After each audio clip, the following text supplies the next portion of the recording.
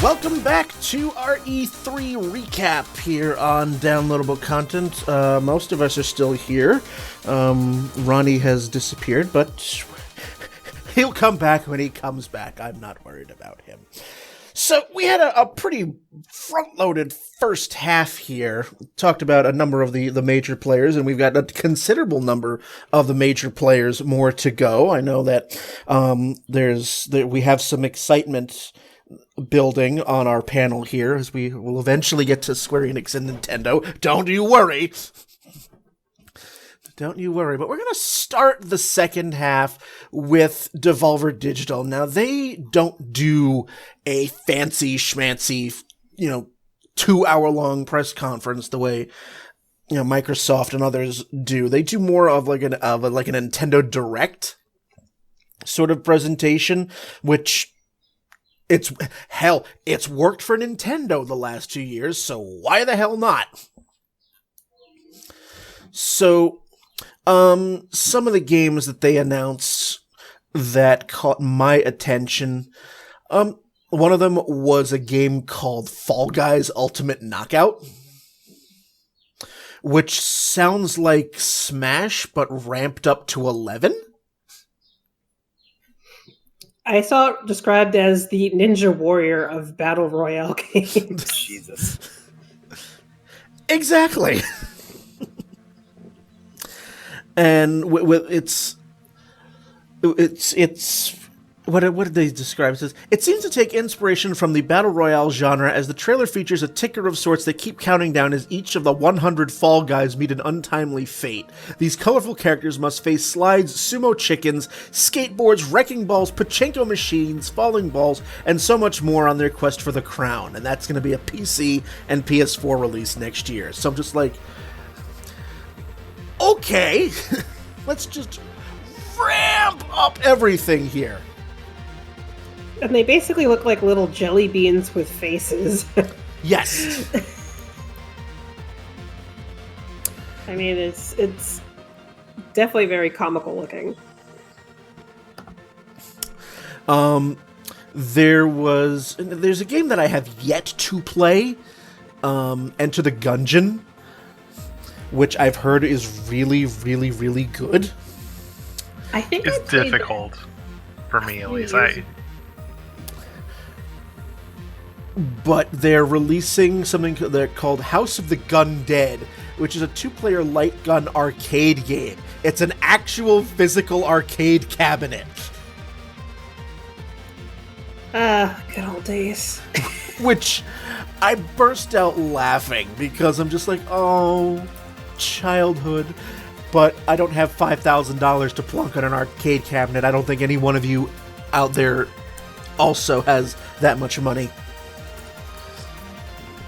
Somebody out there does. I do not. Sorry. Yep. Sorry. This is what I was mentioning during the break. Devolver Bootleg. That's what it was.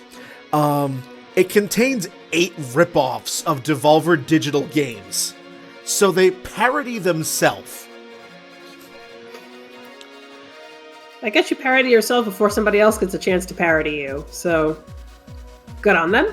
And it's a collection of 8 parodies of their own games, and it is currently it's out now. It's on Steam for $4.94, which is 1% off the original price. Wonderful. They showed, and the last one that caught my attention was a game called Carrion, which is billed as a, quote, reverse horror game where you take control of an amorphous creature of unknown origin. Sounds fantastic. It's, according to the article, it says, your one goal is to stalk and consume those that imprisoned you as you work to spread fear and panic throughout the facility. The creature will grow and evolve as more victims meet their fate, and devastating abilities will be earned on the path to retribution. So, Devolver Digital, they're publishing this. It's developed by Phobia Game Studio. And that one I've seen described as a Metroidvania game. Everything's one? described What as a game? Metroidvania game nowadays. Carrion. Okay. Yeah, 2D. Yeah, Side-scrolling platformy kind of dealio. the Metroidvania genre has exploded back into popularity with indie devs, particularly with some excellent games. I mean, Ori, for example, that's one of my all-time favorite games, is considered a Metroidvania, and that genre has really taken off again and has seen new life with indie devs. So that game is something I'm gonna to watch next year. That comes out in 2020. So I don't know how I don't know if the rest of you saw Devolver Digital's or have anything else to say about it, because if not, then we will move on. I have not seen it. Oh, Okay, then. So we have a couple more press conferences to cover, and the next one going in order would be limited run games. Did anybody else here watch the limited run games one, or just me again? 'Cause Just nobody you, else watched it sorry. last year. I missed that one. On you. Everyone always does. I'm not even covering all of the games because all I care about is stuff that's coming to Switch. Well, yes. But for those who are not familiar, Limited Run Games does physical releases of select titles for the PS4, Vita, and Switch. And they got a couple big titles this year. One is Night in the Woods. If anybody has heard of that indie gem that came out, I believe last year or the year before. I think it was early last year. I have heard of that. Yep. So that's going to be getting a physical release. One of my favorite games of all time, Transistor, is getting a physical Switch release. Oh, is it? Yes, it is. Oh, shoot. Okay. Add I that to my list. Yep, I believe that comes out September.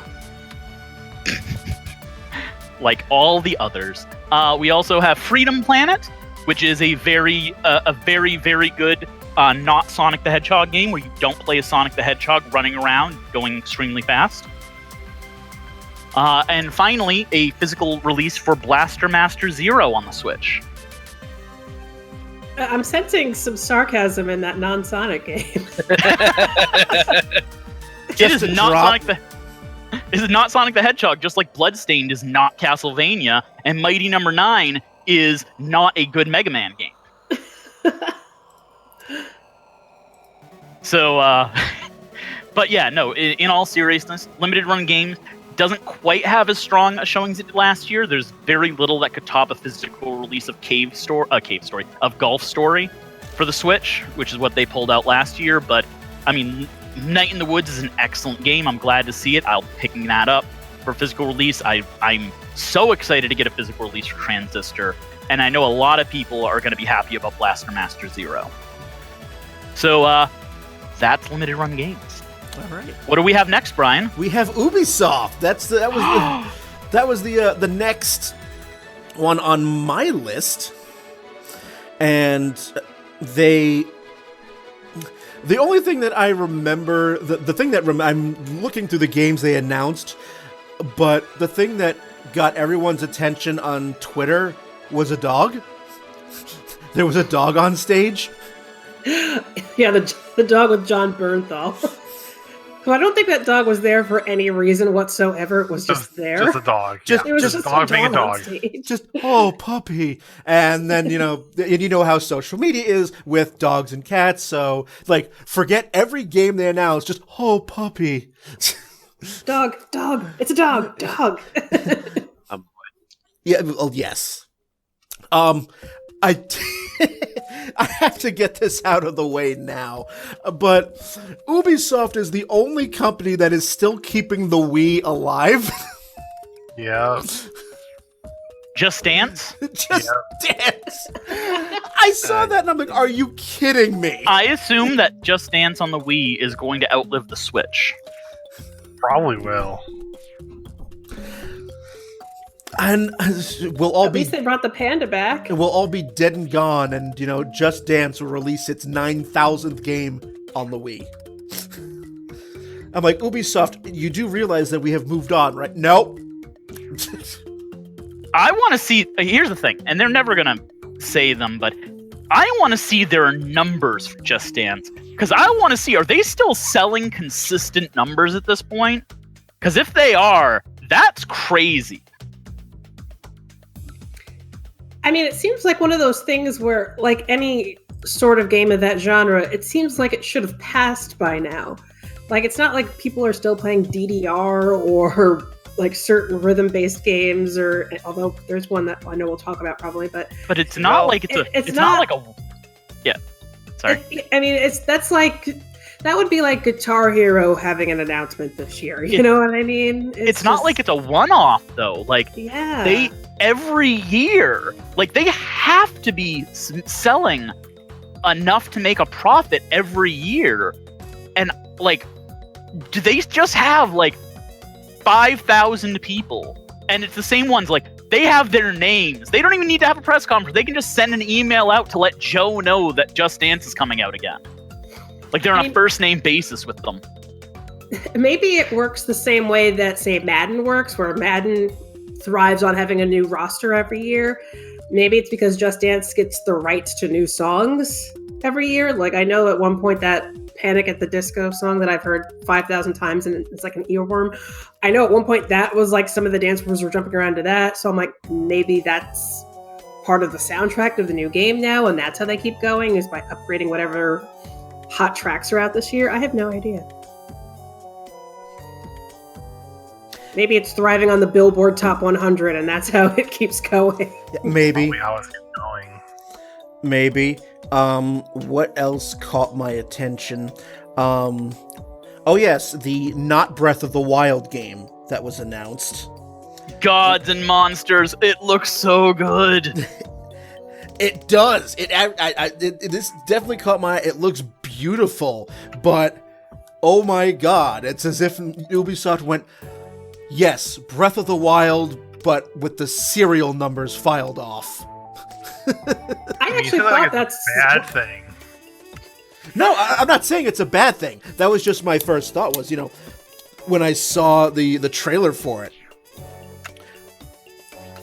I actually thought it was at first. I'm like, I know Zelda IP is not like being used by Ubisoft right now. And then once they started showing all the different characters, I'm like, oh, okay, it's just very similar art style. Based in Greek mythology. Yes. But it looks good, and that game comes out February of next year. And then it's like, oh, Watch Dogs, yay. Ghost Recon. All right, I'll be honest. I'm really interested in this Watch Dogs game. Okay. It looked interesting. Yeah, the concept's pretty good.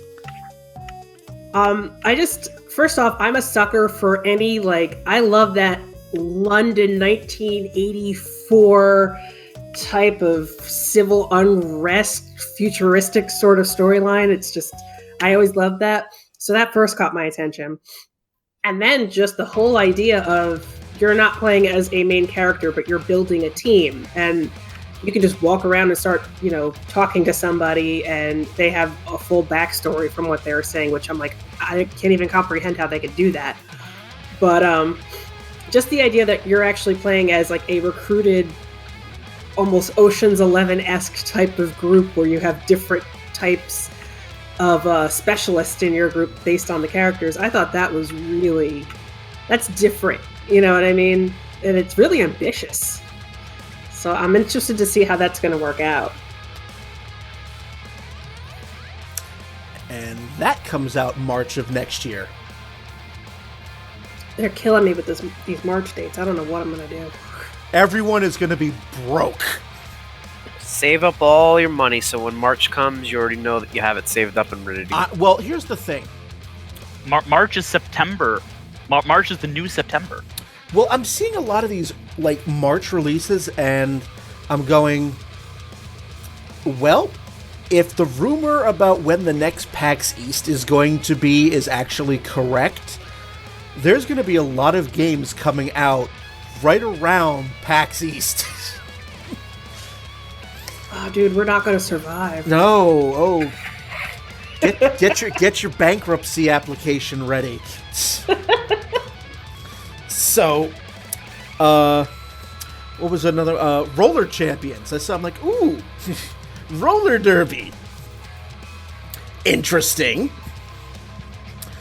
And then we saw the Rainbow... They expanded a bunch of other games too, like I think Assassin's Creed, Division, Tom Clancy's Elite Squad. They all had like things that they were announcing, like more to their already ginormous. Yeah, and I saw those and yawned. I'm sorry. I saw those and went, all right. And they're also getting a subscription-based service. Seems like everybody's doing that now. Because video games as a subscription service did very well. I'm sorry, I said that in my out loud voice. And I did not know this until doing the lead up to this episode, but 3 characters from Adventure Time they're going to be playable characters in the indie game Brawlhalla. Which, first off, I didn't realize Adventure Time was still a thing. It ended, but I mean, it's still hugely popular. Like, Jake, Finn, and Princess Bubblegum will be playable characters in Brawlhalla. When they add Rick and Morty, I may pick up that game. It's a total Smash clone. It absolutely is, but it's a lot of fun. It's a lot of fun. I was going to say, if Brawlhalla just ends up being Smash, but for indie games and other things, like, that's fine. Yeah. I support that. Yeah, that's kind of how it's going, and... Well, it's the way it's going. If they can keep this going, and then it just becomes... We just get all of the indie games and random cartoons and stuff, and we just have a Smash game with all of them. Like, I'm on board with that. Do you have Brawlhalla? I don't, but every time I see an announcement on it, it makes me that much... It brings me that much closer to going, yeah, I really need to get that. I really need to get that. And eventually I will. It's just, it's a matter of time. We'll see if we have the same conversation next E3. We shall see. So, that was basically all I had for Ubisoft, unless anyone else wanted to jump in on that. There was a whole lot of Tom Clancy and Rainbow Six in that. There's always a whole lot of that. Yeah, that's a lot. My one line for Ubisoft is Gods and Monsters, Breath of the Wild, and Ancient Greece. Those are all of my notes. I have like 3 pages of notes on E3. That is all I have on my Ubisoft page. The thing with Ubisoft is Rainbow Six is how they make is how they make a lot of their money because of through a combination of their standalone single player / co-op gaming with Breakpoint is the one that's coming out soon in September, I think, and then they get money through Rainbow Six Siege as well. And that's why they spend most of their conference on talking about those two. The one thing that I got from all of that is, and it's so completely unrelated to anything, but going back to when John Berthal came out, because he's another celebrity actor featured in one of these games. He's in Ghost Recon when he came out with his dog. That was the first time I realized that he doesn't have a Southern accent, because I'm so used to him as Shane from The Walking Dead that I'm like, oh wait, he sounds like he's from California. That's how he sounds. So yeah, that was the big takeaway I got from that entire conference. And puppy. That and the puppy. And puppy. Because puppy. All right. So, moving on from Ubisoft then. Oh, I have one more thing about Ubisoft. Yes?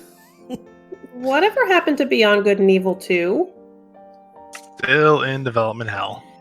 Okay, if I have to be patient, I'll be patient.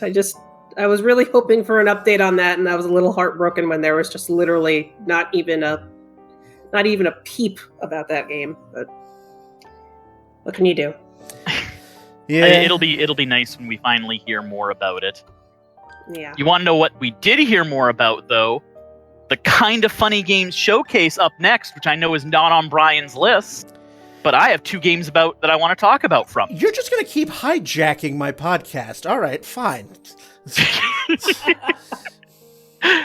I listed them all off on before we started. It's not my fault you didn't add them in. Yeah, whatever. Go ahead. Before I go in, once again, did anybody else watch this one or even know that it existed? Nope. Did not know it existed. Nope. Where are you finding all of these? Which is why Brian probably decided to not include it as part of the list. I literally, when I do the E3 stuff, I look up the E3 presentations list, and then I just go down the list. I don't just go to the big ones. Kind of Funny Games, actually, honestly, was probably one of the ones. If I'd realized nobody else had looked at it, I would have made more detailed notes, because it showed off like 60 indie games. Oh my Because the God. Kind of Funny Games showcase is just a thing where it's guys who highlight a bunch of upcoming indie games with support from the devs. So I only noted 2 games from it, but there were a lot of other stuff in there. One, if anybody played the ridiculous game Monster Prom, we have Monster Prom 2 Holiday Season, which is a ridiculously tongue-in-cheek dating sim where you date basically cute versions of the Universal monsters, both boys and girls. And it is made to be like satirical, tongue-in-cheek, making fun of the genre. Like my Horse Prince, which I actually did download on my phone because I couldn't handle it. More so than that, actually. More so than that, but yes. So I'm very excited for that. Deej and I both want to play Monster Prom together. We actually own it. We just haven't gotten a chance to sit down and play it yet, but I've seen it played. The other one, which is a new game, is Lucifer Within Us, which you play an exorcist solving murders in a world where the digital world and the spiritual religious world grew together. So, like, it's kind of dealing with how you deal with spiritual stuff in the digital age, and like kind of cyberpunky jacking into stuff, but it's not really a cyberpunk world, and it deals more with supernatural. But it was like, if none of you saw this, I highly recommend just spend the minute or 2 it takes to watch the trailer for Lucifer Within Us, because it looks really interesting. Sounds interesting. Yeah. So that was the Kind of Funny Games showcase. And from there, we'll go into my favorite part, hijacking the podcast I'm co-hosting right now, Square Enix, who did not win, but they put a pretty good showing in. Well, first off, let's talk about the rest of Square Enix before we start off with what they showed first. Because what they showed first is what we would spend the most time on, and then we will not have time for the rest of the other stuff. So, can we skip that, please? Makes sense to me. There's DLC coming out for Kingdom Hearts 3. Okay, cool, whatever. We kind of knew that was going to happen. Maybe more story explanation? I'm not entirely certain on it. I think it's going to explain something that was sort of alluded to at the end of the game, if it makes sense. Is this Axel saying he had some other things to deal with? And there's a certain line he says that's like, okay, seriously? Well, I don't want to give anything away. I guess it's one of those things where when I watch the trailer, I'm like, okay, this obviously deals with basically a big fat spoiler that happened at the end of Kingdom Hearts 3. Please don't spoil that for me. Yeah, I'm not, like I said, that's why I'm saying I'm not going to say anything other than it seems like it alludes to that a lot. I specifically did not watch the trailer for the Kingdom Hearts 3 DLC because I have not actually played through Kingdom Hearts 3 yet. So yeah, the trailer for the trailer for the DLC assumes you've already beaten Kingdom Hearts 3. It very much so, from what I can tell, assumes that you've beaten the game already and you're trying to get explanation on certain things. Mm-hmm. Wow, guys, your game only came out how long ago, and you're going to drop spoilers for it in E3 where everyone's going to see them? Well, the one thing I'll say is that if you haven't beaten Kingdom Hearts 3, the spoiler is so off, I guess, that like you probably aren't going to be able to really tell what's going on. Like, I feel like if you watch the trailer, it doesn't really get spoiled for you, but I could be wrong if you're very intuitive. I guess it depends. I'll be safe. I'd rather be safe. I hope it does iron out some other things in the Kingdom Hearts 3 storyline, though. That's my one wish here, walking away from that. Because, Kingdom Hearts, there was definitely a few things that could have been a little bit more flushed out, I guess you could say. So, plug. I wrote a 2-part article about it for Sprites and Dice. But yeah, is everybody writing for Sprites and Dice now? Pretty much. But so essentially, I think I'm just kind of hoping that maybe the DLC that's going to come out this winter will fill in a couple of little holes in the game, but only time will tell. So yes. Sorry. I was going to talk about jumping to Final Fantasy 14 next. I was actually going to. Sure, we can go to 14. I was going to say next was Marvel's Avengers, which isn't Marvel Ultimate Alliance 3, which I'm way more excited for, but we can come back to that later. We can talk about Avengers, because it's a brief thing. From what was shown, it definitely doesn't look very good. But I guess that there was a... They didn't get the likeness rights, but like they look like if you don't get the likeness rights, then don't try to make it like it's like they got the likeness rights to their stunt doubles. That's what it looks like, and it's bad. The voice actors they have are very good. Like, they're all very well known in the industry, and they're definitely very high up there. So I'm not concerned about the voices of the characters. Just the likeness is definitely not that. And it'll probably be a fun game. Let's put it this way: I probably wouldn't be so negative on the game if it wasn't. Well, we have multiple Marvel Ultimate Alliance 3, and I literally watched those trailers back to back, and all I could think was, wow, Ultimate Alliance 3 looks like it's going to be way more fun. Wow, this looks way more appealing to me. Like, it does not, it's competing against, Marvel's competing against itself, and that is doing it no favors. Yeah. I guess there was a private demo available for people if you had access to the right people, and where it basically was like where the demo was basically like the first stage that they show, like on the Bay Bridge, and I guess based on how it looked and played, for people who saw the demo or got their hands on it, it played pretty well. It's just that how they presented it with that like cinematic trailer with like snippets of milliseconds of gameplay in there just made it look so terrible. Well, I think it was sort of like it banked on the idea that we're still in Avengers fever right now. So the way I looked at it is Ultimate Alliance definitely played towards the classic Marvel video game world where you're into it because you read the comic books. Like, that's what I got when I was looking at Ultimate Alliance. You were somebody who read all the comic books and know every single one of these characters, and that's your appeal. Whereas this game felt very much like it was more tied to the films, even though it's not, obviously not, the likenesses aren't there, but it almost felt like, okay, if you got into the movies, then you're probably going to get into this, and it had that more heavy, serious feel to it. The cutscenes that they showed were extremely dramatic. I agree. If you're gonna go that route, and you're gonna go the full MCU route, awesome. Pay for the likenesses. I can see that. I agree. It was off-putting because you do find yourself watching it through that lens of, I've been watching the Marvel, the MCU all these years, and to see this dude who looks, say, nothing like Robert Downey Jr. walking around with a glowing chest, you're like, something's not registering in my brain. You're right.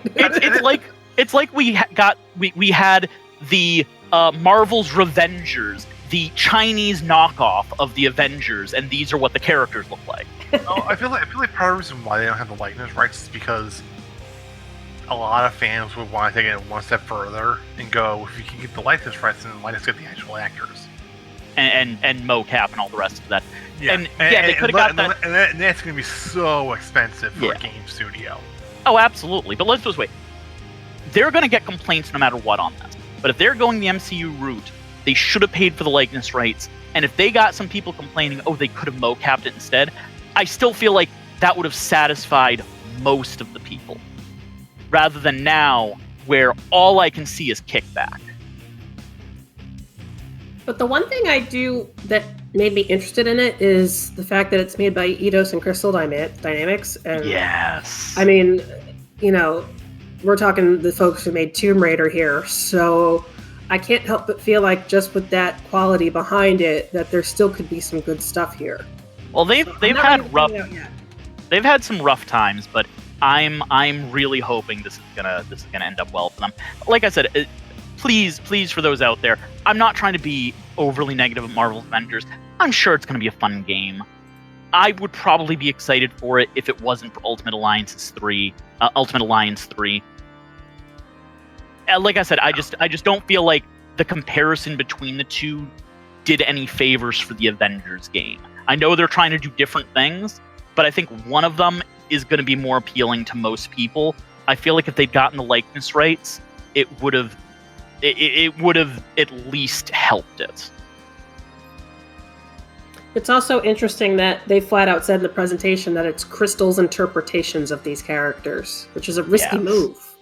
So, yeah, I am interested to see how this plays out. But it feels like a Lost Avengers movie. Like the story, looks like something we've seen out of like a pre Infinity War Avengers movie. Yeah, it does. Yeah. Next up, I'm going to talk about Final Fantasy 14 a bit because that's an expansion coming out in 3 weeks. 4 weeks? 2 weeks. 2 weeks to the day. Wait, is it 2 weeks for the pre-release people? It's 2 weeks for the pre-release people, but anybody can still buy it right now and get it. Okay. So in 2 weeks you can buy it that day and have access to it. Okay. So it may as well be the release date. Fair enough. And I will be talking about it as well. You're not going to be alone. Yeah. So for those unawares, Shadowbringers is the next expansion.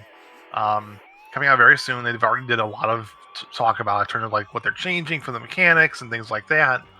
What they showed here was basically just the quote-unquote official trailer. And if you pay attention to the story in the game, and I know what you're thinking, MMO stories who pays attention, Final Fantasy's story is actually really good.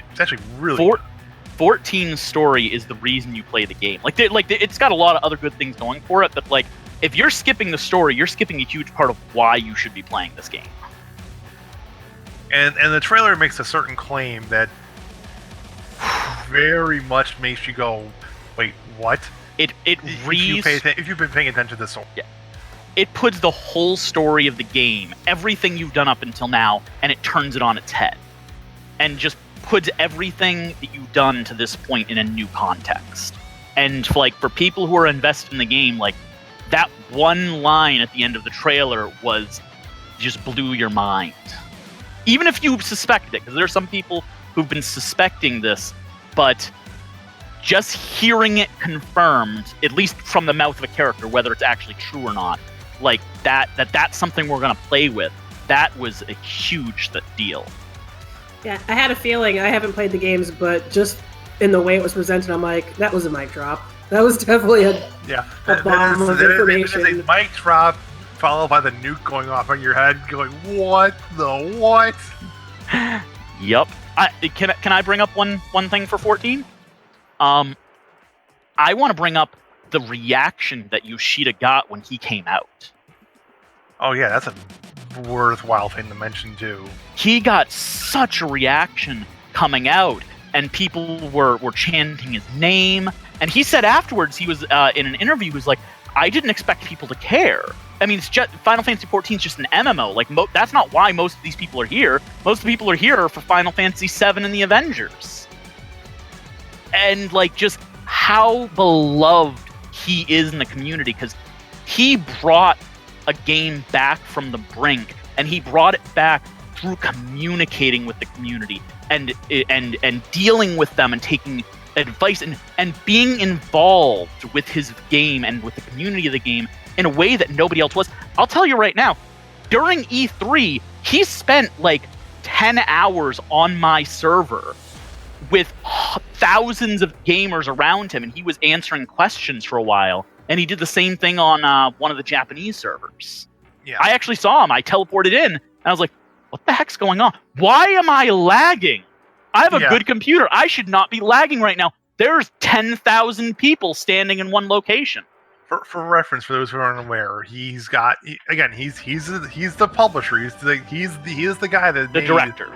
He's the director. Sorry, he is the director. He's the one that fixed Final Fantasy 14, and he because he's got developer access accounts or director access accounts, he can basically just like server hop whatever he wants.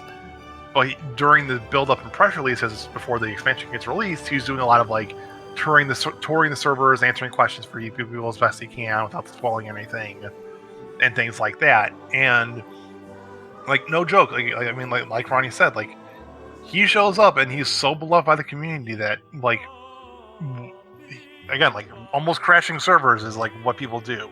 It's like maybe have him answer a question. Yep. And I will bring up one thing before we go on that. When he was on my server, somebody mentioned Pride, and his reaction was, "Gay is good." He can't write English very well, so but yeah, that was his support of Pride. I would imagine that he probably had someone translating over his shoulder just in case. He was answering questions on the American server, but but almost everything he was writing was in Japanese, so people were having to translate it. But yeah, no, I mean, I don't know about you, Brian. I don't know about you, Ron, but I'm super excited for Shadowbringers. We got 2 new classes, 2 new races, which are supposedly the last races we're ever going to get playable in the game. Probably, yeah. We have a whole new world to explore. Like, this is possibly, like they said, this is the biggest expansion that they've ever done. And Heavensward and Stormblood were not small. Yeah. It's going to be interesting to see how it is, because this was a game that like literally dead on arrival, like was so bad and so poorly perceived and reviewed that like everyone thought that Square's just going to dump it and like go back to making other games or working on Final Fantasy 11. But Yoshida basically talked them into like his idea and became a Realm Reborn. And honestly, if it wasn't for what he did for Final Fantasy 14, I don't know if Square would have gone under at some point, but Square had some rough years where the only thing that was keeping them out of the red was Final Fantasy 14. Final Fantasy 14 is their most profitable thing, and it is what keeps them going in between the massive releases. Yeah. And I don't even know if they would have made it to some of the massive releases if it wasn't for the money that 14 was bringing in. And it's just getting bigger. It's not slowing down. This Phantom train just keeps on trucking. It ain't stopping. Yeah, like the only knock I have against Final Fantasy 14 is that a Realm Reborn story is very long and not that important. They're fixing that. I know, but it's still. They've actually been. They were asked this in an interview 2 weeks ago, and they've said that they were finishing Shadowbringers. They were doing the last couple things for the patches, and then they're revisiting a Realm Reborn, and they're going to take a bunch of the quests that are kind of fetch questy but are part of the main story, and they're going to take them and make them optional and just cut them out of it completely. Good, because that is the one knock I have against it, is that to get to the good part of the game, you have to basically buy the story skipping potion for a Realm Reborn. But you can't, because there are certain things that are super important in a Realm Reborn. It just skipping it, like you need to, like 90% of it you can skip, but that 10% you can't skip is super important to what's going on. I'm not disagreeing with you, it's just still annoying. It is, and that's why they need to go back. But I'm glad they recognized that, and they've said, this is the thing that we're going to do. You want to know what else is a thing that they did? The collection of mana and the remake of Seiken Densetsu 3 as Trials of Mana. That's a thing that they're doing. It took them 20 years, but sure, finally. hey, we this is the year that we got Phantasy Star Online 2, and this is the year we get Seiken Densetsu 3. All they need to do is bring out Mother 3, and they can just mic drop the E3. Well, that's Nintendo. Romancing That's Saga. Nintendo. That's not Square. Romancing Saga 3 is also coming west. That's good. Well, was there anything StarCraft here or no? What else was there? I thought there was something else that in was Square like a Enix? shooty game. Yeah. I'll say, well, let's see. We got Last Remnant remastered, Oninaki.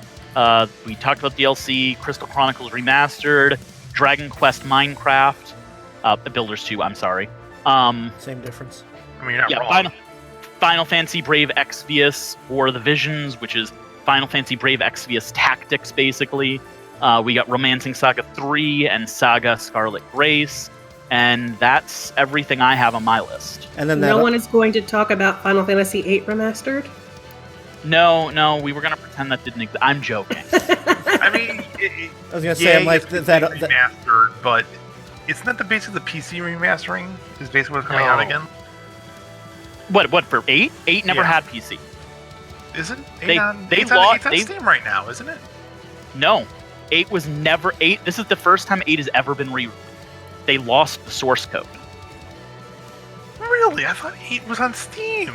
Nope. 7 is, 9 is, 10 is. They never put 8 on because they lost the original source code and they didn't even have anything close. Which means they either had to rewrite this from the ground up or they had to use a half-finished game and then refinished it. 8 is on Steam. Yeah, so Is it now?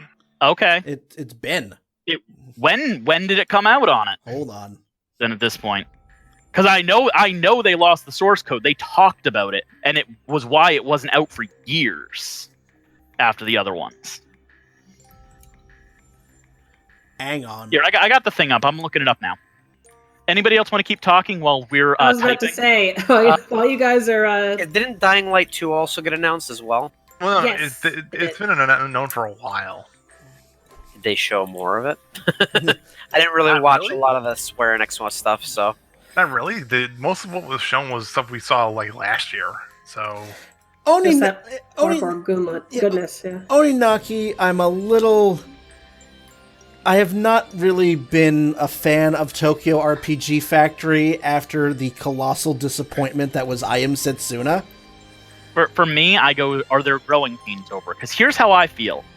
I had equal issues with the Lost Sphere and I Am Setsuna, but they both had completely different issues. All the things I Am Setsuna was bad at, Lost Sphere fixed. They just didn't keep up with the stuff I Am Setsuna was good at. So if they took those two games, they make one good game. I'm hoping that's what they did with Oninaki. Obvious, and also, Oninaki proves that Final Fantasy X is obviously that studio's favorite game of all time, because I Am Setsuna and Oninaki are both just different versions of Final Fantasy X. So for reference, according to Wikipedia, Final Fantasy VIII was yeah. re-released on Steam in 2013. Okay. But yeah, I don't know. I mean, I know that Final Fantasy VIII is sort of the runt of the litter considered by many, but the goose of the ducklings or whatever. Even though it is the fourth best-selling Final Fantasy of all time. I mean, I mean, listen, everyone has a special spot in my heart. Well, let's say 8 is crazy popular in sales. It got a lot of shit at the time, and I thought it was unpopular at the time. But when I look back on it, no, it really wasn't. It was crazy popular. It's just a lot of the old school Final Fantasy fans rumped on it. I kind of think of it as, this is going to sound harsh, but I think of it as the Limp Bizkit of the Final Fantasy games. Because everybody poo-poos on it, but that band sold a lot of records. So there's a whole lot of people who have copies of that game at home and will not admit that they have it. That's all I'm saying. Then again, Final Fantasy 13 is one of the best-selling Final Fantasy games of all time as well, and we all know most people's feelings on that. Yeah. Again, my problem with 8 was never with the story or the music or anything like that, or even the characters that I think I'm fine with. Again, my problem with 8 was always been the draw system. That was a lot of people's complaints, was the draw system. It was very laborious and easy to break. Okay, yes. The Final Fantasy 8 on Steam, they did what they had to do with 7. which was taking an older version of the master copy, and remaster and making a new master copy. Because 7 and 8 they lost the original source code for at the time. And I knew they did it with 7, but one of the programmers found an almost finished copy at their house, and that's how 7 got on PC originally. Like there was a news story on it at the time. Yes. It's why the 7 remake has a couple very specific glitches that are not in the PlayStation copy, because they were ones that were taken out of the original remat. Basically, the two games have different glitches because they were mastered separately. Yeah. And 8 is the same way. There are different glitches between the two of them because it's not the same copy that was put on PlayStation. Basically. So I saw that, and I know that certain friends are overjoyed that it's getting some love, and that was another one where I was just like, oh, that's nice. And so, do we want to lead into the big one, the biggie? Well, I mean, they're not quite. To go. I'd say they're not quite as big now. Tifa is more normal sized, like now. Oh, I do have. I appreciate that, though. I know it's a joke, but I appreciate that she looks more like a martial artist would. If you take a look at female martial artists, they do not have quadruple D breasts, because what they do, like, they don't have that much fat in their bodies. It reduces your breast size. She's not going to be double D. I'm sorry, guys. So I guess they're going to do away with that scene from the original game where, I forget what it was. It was like the airship was falling or whatever, and there's just this really exaggerated moment of her boobs flying all over the place.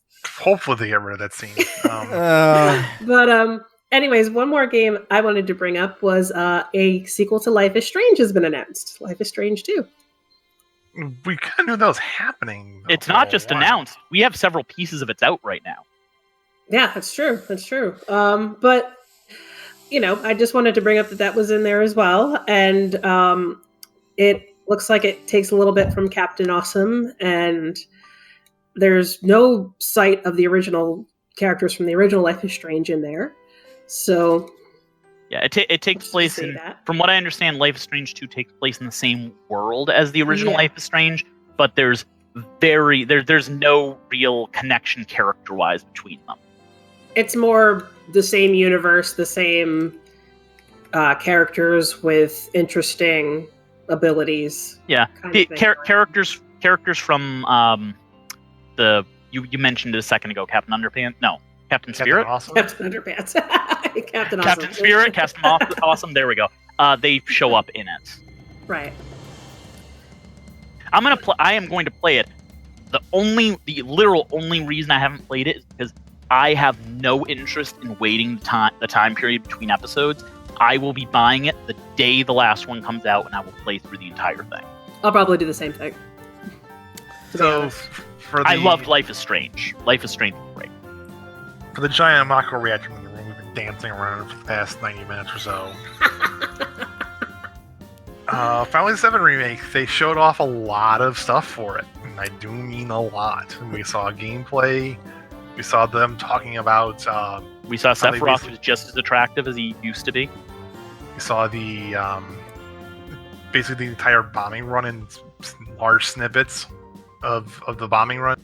We got to see the first boss and how they end up turning this minor thing in the original game into an epic battle.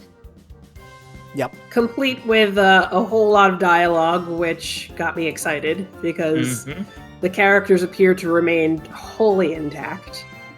I know there's definitely been some talk about Barrett, and people are like, getting upset that he's still Barrett, but... here's the thing, with Barrett, I get where people are coming from. I hope it gets... Because they got the... crap, why can't I remember the name of the voice actor, but he was in Cowboy Bebop. He played Jet. Oh, right, yeah. He can do the... if I could do, ideal, dream casting for the game, he's who I would have had playing Barrett. So yeah. I'm hoping it's just we took a couple scenes that weren't necessarily his best work in it. because every game has a couple lines like that across it. But I'll be honest, I was fine with it. I mean, he's just the same character he was in the first game. Yeah. To be honest. Fine. And and the one we got in the original game is different from the one that that Japan got. Like Japan's Barrett's a lot more serious and stoic compared to the loudmouth Mr. T US version. What I'm hoping to get since we're going to get expanded stuff, I really want to see more of Barrett's relationship with Marlene. I really do. I thought that was a nice touch that they showed that at one point he like scoops up Marlene, and I was like, oh my god, like I totally started to get like weepy. It's it's wonderful. Like it's a relationship you don't see in many RPGs, and I think that's wonderful. But yeah, I gotta say, I was definitely just from start to finish on this. I mean, I have to say they did a really amazing job with the presentation, because I felt like a kid in a candy store the minute I saw every little bit of that trailer. It was just so on point. Right from the fact that right from the start screen, they have that great moment where you have the start screen with the Buster Sword and the game continue the remake. I mean, with the sound effects and everything, I mean, that just got me so pumped. And then, does anybody want to take? Does anybody want in on the betting poll for whether they're actually going to make the release date or not? They should make it. Actually, I think, based on what we know so far and what they've said, that this is going to be just all Midgar. Like this first game or this first episode or whatever they're going to do is just all Midgar. Like, yeah, I think they'll make it. I think they're going to as well, but I brought it up because I've seen a lot of talk about people who not think they're going to hit their release date, and I think, and I maybe I am wrong, but I think Brian might second that he's not sure if they'll hit their release date. Because he usually doesn't believe they're going to hit release dates, any company, ever. I mean, Nintendo's gotten a lot better about that, but I will be pleasantly surprised if Square actually hits their release date.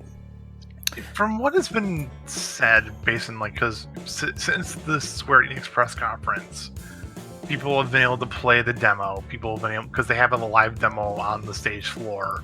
And said demo is a mock-up of a Mako reactor. And people have played it and said, this plays really good and it looks really polished. And what some of the people, some of the developers and the programmers who are actually at E3 have said, we wanted to show this, during Tokyo Game Expo last year. We just didn't. We decided not to because we felt that we wanted to have the game be a bit more polished compared to where it was previously. And it shows, you can tell they spent a lot of time polishing and having the bombing run scene be basically look almost like live. Yes. Sorry. That was it for my point. Okay, I was gonna say I feel like the big question for the FF7 remake is, we still have no idea how long it's actually going to be. And we know how long this period was in Final Fantasy VII. It was 5 hours. But, for the people who played it, I follow Gerard, he's on YouTube as a completionist, and when he talked about it, he basically went, if they expanded the game the way what he played at E3 was, it's probably a 40-hour game. And based on what was said during the conference, it sounds like it is a retelling of the initial Midgar scene. Which, if you're going to have basically the first disc, or whatever episode, or whatever you want to call it, be just them a reimagining and retelling and fleshing out more of Midgar, having you explore the upper plate or the lower plate, and maybe doing some of those like a side mission or two with Ares and Tifa before you go try and rescue Barretts and stop them from bombing a plate. There's a lot that you can do with that chunk of Midgar that you can expand upon. Oh yeah, to make it a 10 or 20 hour game. And I think that not for nothing, when the original Final Fantasy VII came out, the storytelling was a lot more basic and simplistic back then. You go back and you play that game now, and it's I replayed it not that long ago, and you can feel the difference between that and playing a modern game. So I'm sure they're probably just taking that and expanding upon it and adding more elements to it that weren't possible when the original came out. So I can see them kind of using their time wisely with fleshing out Midgard, making it a bigger, more inhabitable place. It feels like there was so much more in Final Fantasy VII that could have been done with Midgard at the time that I'm not surprised that they took that and kind of made it its own game. Because you want to know what? That setting was large enough to be its own game. Yeah, absolutely. And like if the plan basically is that episode 1, whatever they were calling it, because they said that they had like 80 to 100 gigs worth of gameplay. Like they had 2 Blu-ray discs worth of gameplay set up for Final Fantasy VII Remake. Now, whether that means only Midgard or the entire game, I don't know. But if their plan is basically Midgard is episode 1 and the open world disc 2, like, that's a lot.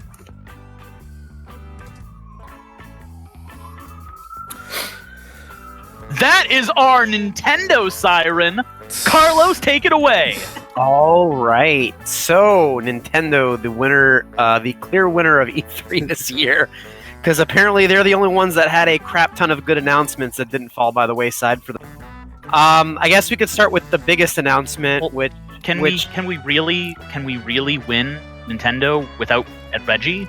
Like without Reggie, we just have Saturn. I'm not gonna lie, their Bowser taking over Nintendo announcement was hysterical. Yeah, that was cute. genius. They really camped in on that really, really well. I thought it was great. But our first E3 without Reggie though, like that kind of hit me a little bit. Yeah, I mean, I guess it's Reggie had his time and he was great. And it's going to be sad that he's gone, but I don't know. I think Nintendo's headed in a good direction. I think he kind of laid the roadmap for Nintendo to be good within the next couple of years, until the Switch kind of fades into memory and whatever else is coming down the pike. Maybe Nintendo won't be developing a new system like they said. Maybe they will. We don't know. So, but I think he's left Nintendo North America in a good place, and it's sad to see him go, but I think a lot of the big things that he did at the start, everyone's going to remember that. So biggest announcement, aside from the Smash Brothers reveals, was the Breath of the Wild 2 announcement, which was, I don't think I have any other words to describe it than I literally crapped my pants when I saw the announcement at the very, very end of the entire... Clean that up, Nintendo Direct. Just clean that up. I did. It's a thing too that it should be noted that them saying we are producing a direct sequel to Breath of the Wild is, to my knowledge, the first direct sequel of a Zelda game ever. Do you not consider Majora's Mask a direct sequel to Ocarina of Time? I do not, mainly because they themselves have said it's not a direct sequel. Zelda 1 to Zelda 2, Link to the Past to Link's Awakening. Both of those were marketed and sold as direct sequels and involved the same Link. Even if you don't consider Majora's Mask, like the original NES Zelda to Zelda 2 is a direct sequel. Are they though in the timeline? I don't think they are. I have the book right next to me. I can pull it out. That Zelda they are the same Link, directly linked. Same with Link to the Past, Link Between Worlds, and the Oracle games. But I wouldn't consider the Oracle games direct sequels, even though they're the same Link. But Link's Awakening was sold as a sequel to Link to the Past, and it is the exact same Link. Like they've had a couple direct sequels. Okay, we also have Wind Waker to not Spirit Tracks because that's not direct, but the bad one, the bad mobile one. Phantom Hourglass. Thank you, Phantom Hourglass. That's the same Link. Anyway, maybe I'm mistaken again. It's I could, like I said, I could have been wrong. Sorry, I didn't mean to jump on you, Ron. As Ronnie, the rules lawyer, just I follow the. I say I'm a big Legend of Zelda fan, and I follow the timeline stuff. And I was working on timeline stuff before the official one came out, so I'm relatively aware of this stuff. Fair enough. I guess the point I'm trying to make is this is a thing where it looks like we've never had a console involved? sequel. We've never had a console console sequel. That's a big deal. It looks like whether she's playable or not, Zelda's part of this. If Zelda's playable, that would be fucking amazing. Like, it looks great. I'm super excited. I just hope it's not another thing of, like, they go into a tomb or whatever, or some other ancient evil awakens, Zelda gets kidnapped again, now we gotta rescue her again. Please let it not be that. For the love of God, please don't be that. We don't need fucking Mario and goddamn Zelda. If that happens, I will return the game. I'll buy it and I'll return it instantly. Like, nope, absolutely not. Not doing this shit. I was gonna say, it looks, I mean, it's hard to go, it looks amazing! Because we didn't really see gameplay. All we saw was like literally the opening cinematic, if that. But do we really need to see much gameplay? Because they could not have changed a goddamn thing in the engine to Breath of the Wild, and people are still going to love it because Breath of the Wild is amazing, and more Breath of the Wild is amazing. They only need to change one thing in Breath of the Wild. Literally one thing. So what do you guys think? Do you think that is Ganondorf's corpse underground being retained somewhere, and that's why he's been Calamity Ganon this whole time? Because that's my thought. I don't think there's any question. Like, if you look, it's got the thing on his head. It's got that's definitely his corpse. Yep. So it should be interesting to see what they do with that, for sure. I was gonna say my dream for this, and I don't think it's too far fetched, is that we deal a little bit more with Demise in this, and Demise's hatred, which is what kept Ganon going all these years. Because if we're dealing with a dead Ganon, dealing with what causes him to keep coming back is not a far jump. Yeah, well, I mean, she says at the end of the last game that it's he gave up resurrecting and just put a pure rage form. So I'm wondering how they're gonna tie that. I mean, it looks really awesome. I will admit it looks really, really awesome, even though I haven't seen any gameplay or anything like that. I am picturing, though, that Zelda will be a playable character, because usually Nintendo's pretty outright about that kind of stuff, where they say no, it's not going to happen. Here they were really wishy-washy as to whether or not she's going to be an active part of this. I think it's also worth mentioning, too, that maybe this was just me, but the initial, 10 or 20 seconds, so I saw green and black wispy stuff. I kind of thought Twilight Realm stuff.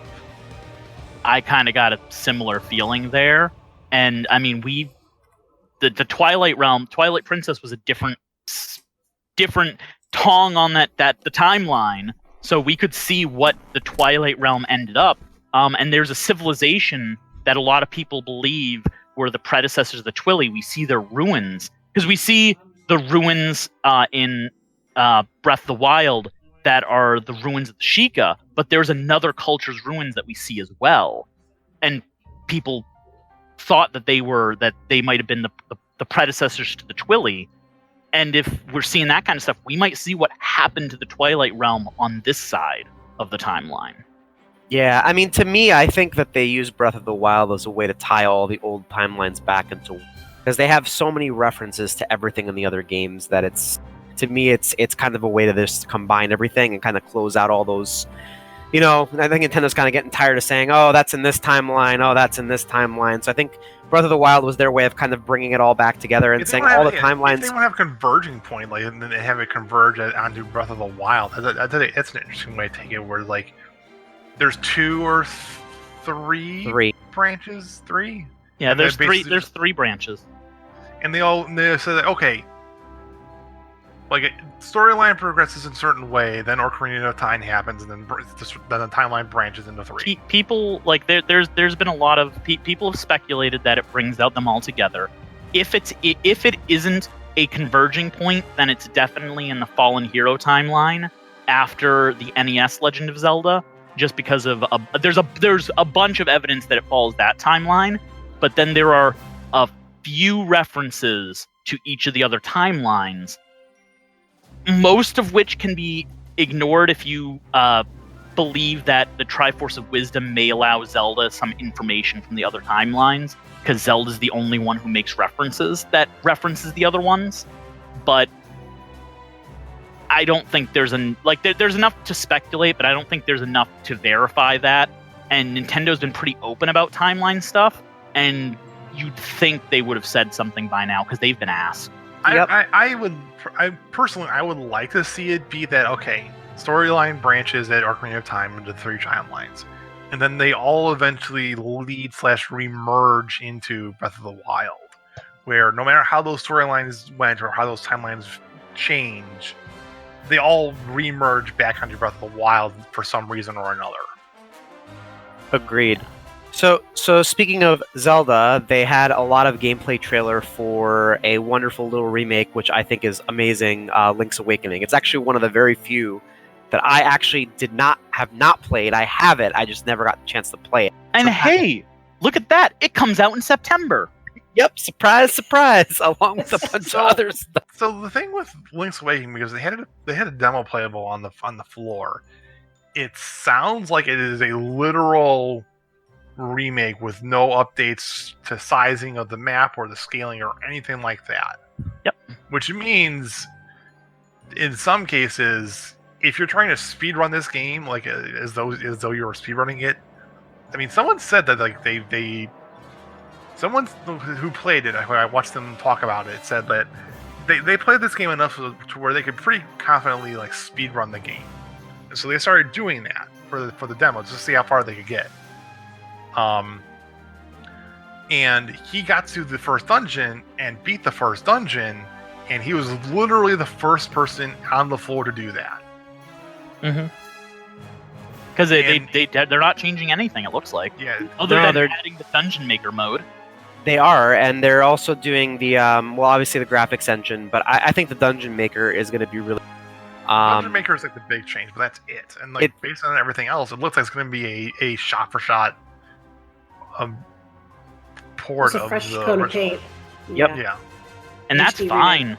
remake. Link's Awakening could use it. I mean, we've had re-releases and updates to all the major Zeldas from the old days, and nothing for this. Yep. And speaking of which, they will also be releasing a cutesy amiibo as well. So it's yeah. And then another Zelda game that actually got released, but they did have gameplay on it, was it's not really Zelda, but it kind of is, Cadence of Hyrule. I've been watching this. It looks fun. I can't wait. I'm going to buy it. I know it's out right now. It looks wonderful. I've seen gameplay.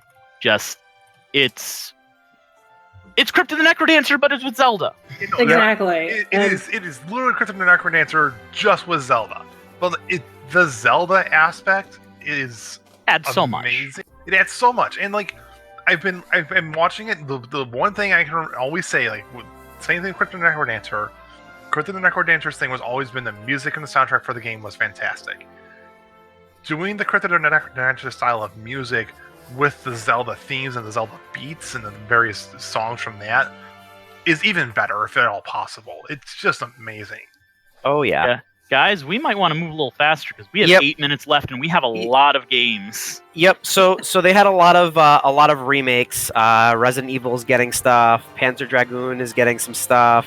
Panzer Dragoon is a straight up remake on the Switch. I hope Panzer Dragoon does well because I want them to make me my Panzer Dragoon Saga remake. So the Panzer Dragoon remake has to do well. Everyone go out and buy it so I can have Saga. we have Demon X Machina, which is like a releases in September. Yep. Yeah. So yeah. Surprise. It's like a cel-shaded anime sort of looking mech fighting game. I do know that it is being made by people who worked on Armored Core, and if you've ever played Armored Core, that's a very very well respected mech series in like the consoles. So that should be a pretty good game.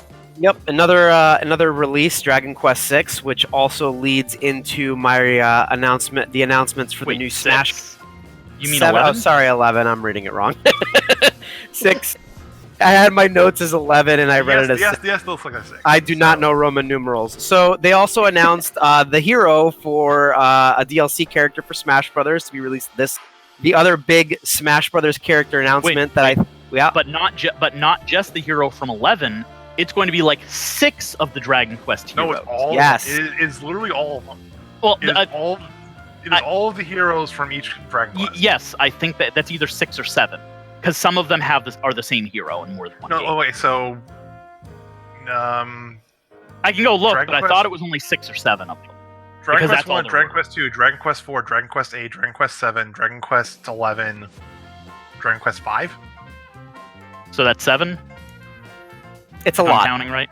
It's a Yeah, it's lot. 7. So I was off by 1. Sorry. But the fact that they are adding all the other Dragon Quest heroes as alternate models, as costumes, is freaking wonderful. And I can't wait to see what their moves look like. So it'll be interesting. The other big, But it's another sword wielder. I mean, if you for those who don't know, they're all relatively the same size except for Dragon Quest 7. Dragon Quest 7's hero stays that small size. That's gonna fuck with the gameplay. the other big announcement for Smash Brothers was the wonderful, wonderful, wonderful, amazing Banjo, which has been a long time freaking coming, and it needed to be announced. So that was one of the most exciting. I think I was watching it at work, and everyone was looking at me like I was crazy when they announced it. So it's a pretty awesome announcement. Yeah, you blew up my phone with it. Was what you did. I did blow up your phone with it. I love how before the reveal, did they fake you out with the duck hunt? Oh, that was great. Oh, that I fake out was love that. fantastic. As soon as I saw the puzzle piece, I'm like, yes! Oh my god, it's the announcement. But anyway, so yeah, that was another big thing, and it was great. Did we mention Luigi's Mansion 3 yet? No, that was the next thing I was going We to have move on Luigi. to. Luigi.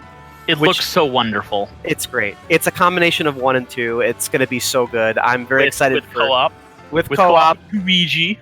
Yep, it's going to be amazing. Another big announcement was No More Heroes, which is another great game, which I think will be awesome. And then obviously they released more on Marvel Ultimate Alliance 3.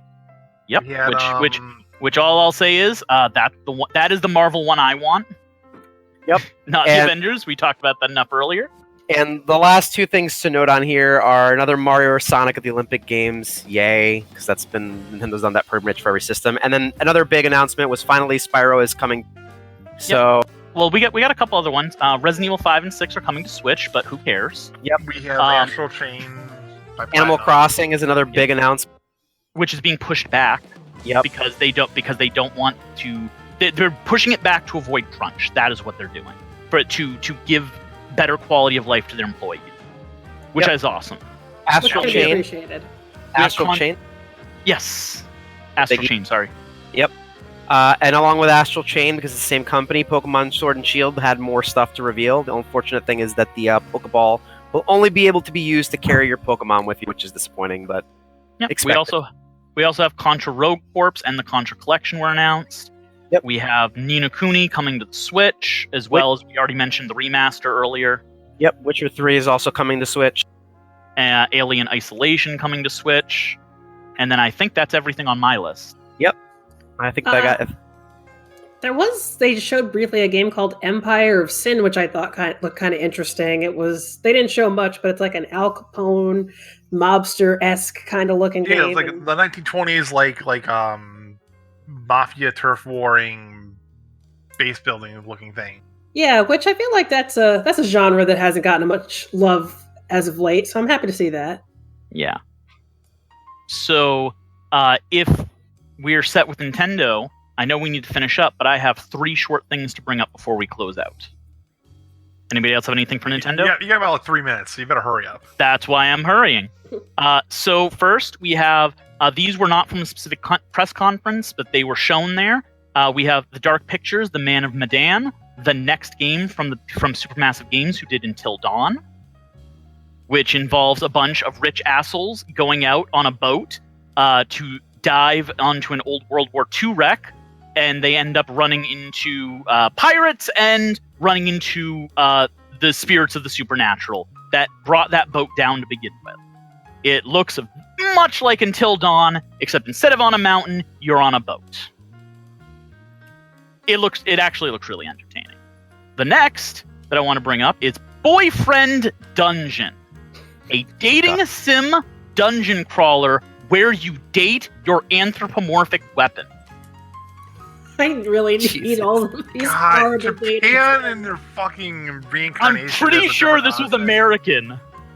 That's even worse. Boyfriend Dungeon has been. I've seen this at PAX, and it just gives me a double take. Like, what the hell? Yep. It is an honest to goodness dungeon crawler where you go in, you beat the crap out of things, but when you're outside of the dungeon, your weapon anthropomorphizes, and your relationship with your weapon improves the stats of your weapon.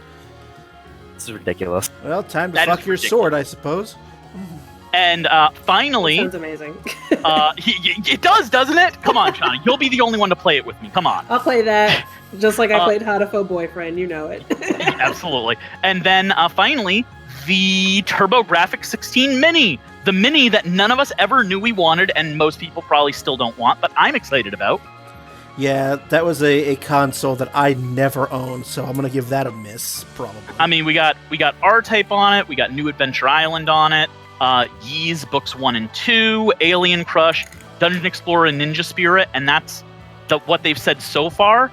They're going to be releasing them every couple weeks, more games. But, I mean, they're getting a pretty solid grouping of the best games that were on the system. I'll just sit smugly with my RetroPie. Sure, I have a RetroPie too. That doesn't mean I'm not happy for the minis, because you want to know what? There's a bunch of people who either do not want to deal with the headache of setting a RetroPie up, because it can be a headache, or they're more casual and they just want something they can plug and play. That's fine. That's absolutely fine. So, but those were the three things I wanted to bring up. I think we can all agree that Nintendo won E3. Yes. I mean, it's not even Nintendo unless it is. Or did everybody else just lose E3? I think everyone else lost except for Square and Nintendo, really. They were the ones I'd who came agree out on with that. top. Yeah. The way that they had their area set up, too, if you looked, it was just phenomenal. Yeah. I'd say Devolver did good. I kind of missed that part of the podcast, but like they had a very entertaining press conference with some interesting releases. Carrion was crazy. I mean, the only part of E3 that I genuinely cared about was Nintendo, and I'm very excited to see what's coming, and I'll just have to start saving up some money because I'm sure Nintendo's going to see a significant amount of it in the coming year. I'm was very excited about seeing the Breath of the Wild 2 announcement. Link's Awakening, I never played the original, so I'll have a chance to play it on the Switch. I'm curious about another game that was coming out showed up in the Nintendo conference, Dauntless, which I have on PC. It's basically think of it like Monster Hunter World. It's a lot of fun, free to play. So I'm wondering if they're going to do like a cross-platform, cross-play with the PC version and the Switch. That'd be interesting. That'd be very interesting. I would expect that, to be honest. And you've already mentioned this, but I'm very glad that the Spyro trilogy is hitting the Switch, because I never played 2 and 3 when it came out for PlayStation 1. I only played the first, so I'm glad that is seeing the same love that Crash got. Yeah, we picked up Crash on Switch, and we will be picking up the Spyro on Switch as well. And that'll be something, because I've never actually played 2 or 3, so I'm excited to do that. I don't think I've actually ever finished the Spyro game, and I did the same thing. I bought Crash. I'm still having trouble finishing the first because it's actually really freaking hard. But yeah, it is. I am looking forward to it. Crash is hard. You know it's actually harder than it was originally, because they changed the They changed the controls slightly between 1 and 2, and 2 and 3 had the same control scheme. So when they brought it to Switch, they took the control scheme from 2 and 3 and put into 1, which actually made 1 harder than it was originally. Those goddamn It's bridge good to levels.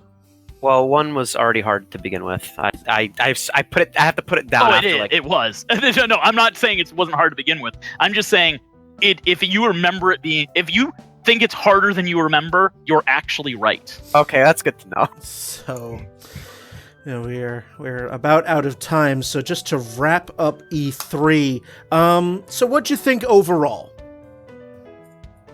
Overall, honestly, as disappointing as it probably was for a lot of people, I came at it after most of the conference is done. That's when I started doing my watching. So I would actually come out pretty positively from it. Like, Nintendo had a really solid conference.